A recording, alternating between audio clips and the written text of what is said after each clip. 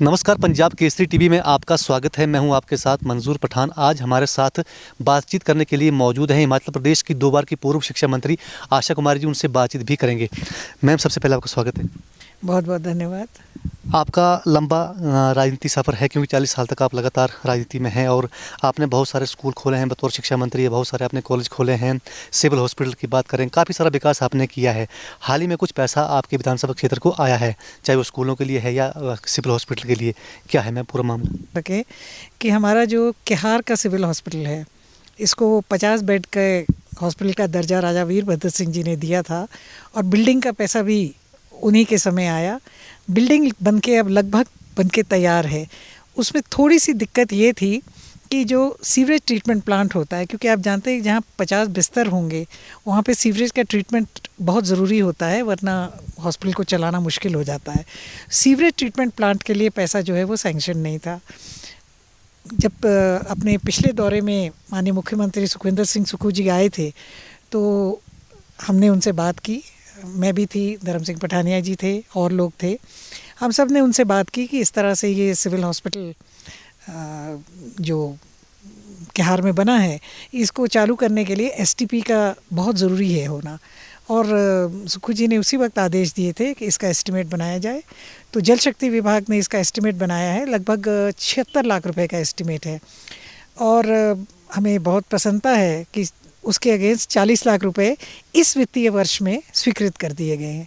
तो हम बहुत आभारी हैं हिमाचल प्रदेश सरकार के, शांडिल जी के, सुखविंदर सिंह सुक्खू जी के, जिन्होंने इस पिछड़े हुए इलाके के बारे में सोचा और बहुत जल्द ये ट्रीटमेंट प्लांट का काम जो है ये चालू हो जाएगा।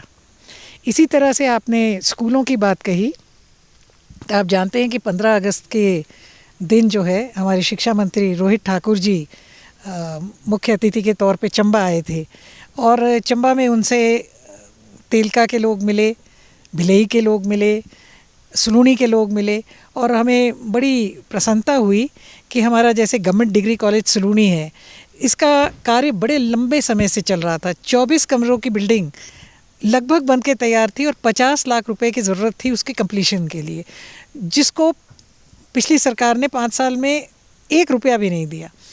जैसे ही हमने उनसे बात की, उन्होंने वो 50 लाख रुपया जो है जारी कर दिया और वो बिल्डिंग जो है, हमें बहुत प्रसन्नता है कि आज हैंडओवर हो गई। आज कॉलेज के बच्चे एक अच्छी बिल्डिंग में, वैसे तो जो वीरभद्र सिंह जी के टाइम पे बिल्डिंग बनी थी उसमें क्लासें लग रही थी, मगर 24 कमरे जो बने हैं उसमें अब पूरा कॉलेज बड़े आराम से चल रहा है और हम आगे भी इसके एक्सपेंशन के बारे में सोच सकते हैं। इसी तरह से तेलका का स्कूल है, सीनियर सेकेंडरी स्कूल, लगभग 450 से ज़्यादा उसकी स्ट्रेंथ है। 450 की स्ट्रेंथ आजकल बहुत कम स्कूलों में है, क्योंकि जगह जगह स्कूल खुल चुके हैं। वहाँ की बिल्डिंग डिसमेंटल हुई थी, वो अनसेफ थी। अनसेफ होने की वजह से डिसमेंटल हुई थी, मगर बड़ी खेद की बात है कि पिछले 5 सालों में जो सरकार रही, उन्होंने इसके ऊपर एक ईंट लगाने के बारे में भी कोई कदम नहीं उठाया। रोहित ठाकुर जी से तेलका के लोग मिले, मैं भी थी साथ में, और हमने जब उनसे ये बात रखी तो उन्होंने तुरंत फौरी कार्रवाई करते हुए और 8 अक्टूबर को वो खुद आए थे और उन्होंने इसका शिलान्यास किया और 2.5 करोड़ रुपए जो है उसको जारी कर दिए। जो फाइनल बिल्डिंग बनेगी उसका एस्टिमेट 5 करोड़ से ज़्यादा है, पर फेज़ 1 में 2.5 करोड़ की जब बिल्डिंग बन जाएगी तो स्कूल का काम जो है, क्लासों का बिठाने का कार्य उसमें चालू हो जाएगा।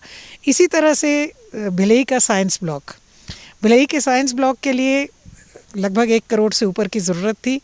तो हमें बड़ी खुशी हुई कि रोहित ठाकुर जी के प्रयासों से, उनके आदेशों से रादर 50 लाख रुपए की धनराशि जो है वो स्वीकृत हो गई है और तेलका स्कूल और सीनियर सेकेंडरी स्कूल का साइंस ब्लॉक भिलई, इन दोनों का टेंडर भी लग गया है। ऐसे ही जो कॉलेज है गवर्नमेंट डिग्री कॉलेज तेलका, उसके लिए बिल्डिंग बनाने के लिए 36 बीघे ज़मीन जो आइडेंटिफाई की गई थी, उस पर भी कोई कार्रवाई नहीं की पिछली सरकार ने। और राजा वीरभद्र सिंह के समय पे जो पैसा दिया गया था, 5 करोड़ रुपए भी दिए गए थे, उसका भी यूटिलाइजेशन नहीं हुआ।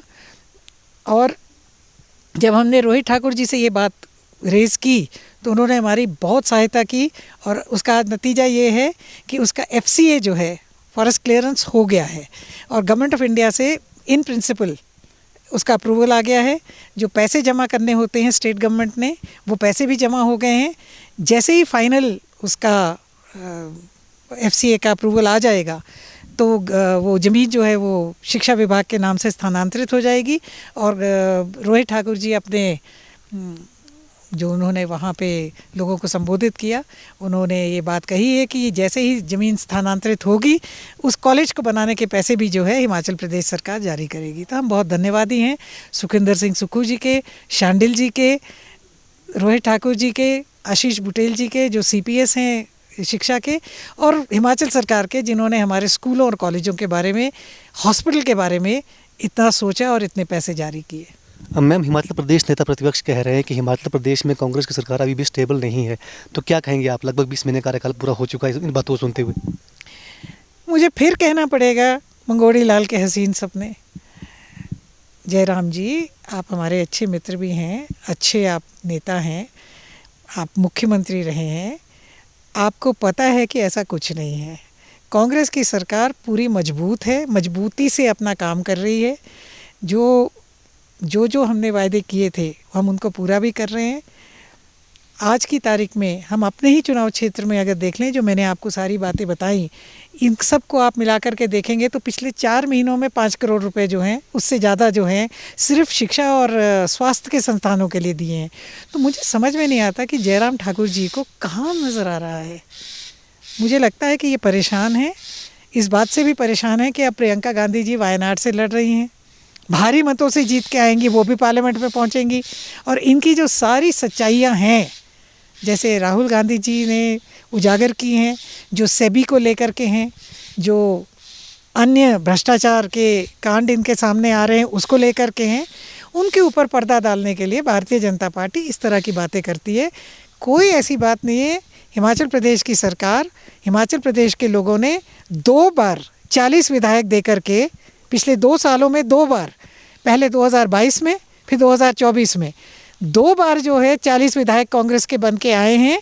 बहुत ही स्थिर सरकार है और इसमें जयराम ठाकुर जी को चिंता की ज़रूरत नहीं। वो अपनी चिंता करें, अपने कुनबे के बारे में सोचें, उनकी पार्टी के गुटों के बारे में ज़्यादा खबरें आ रही हैं।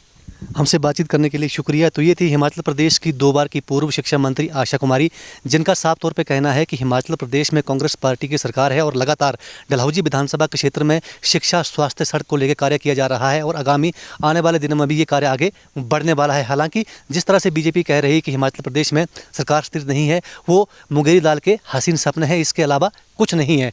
चंबा से पंजाब केसरी TV के लिए मंजूर पठान की रिपोर्ट।